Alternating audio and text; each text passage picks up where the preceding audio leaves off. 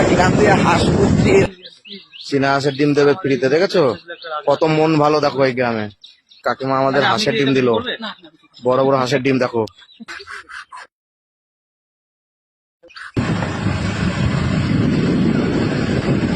এই দুটো আজকে কাটা হবে, কেটে আমরা সবাই মিলে খাবো।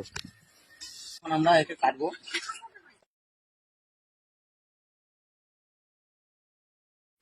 হয়ে গেছে। টিং, টিং, টিং।